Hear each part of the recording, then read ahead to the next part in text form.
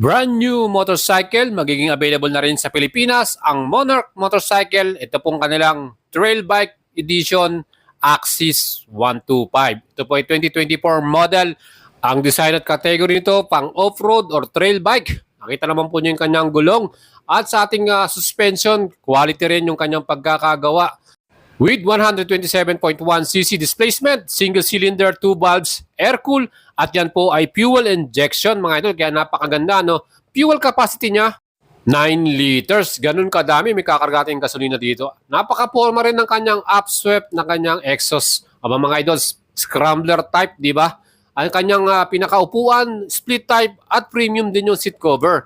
Ba mga idols, quality ang pagkakabuild nito.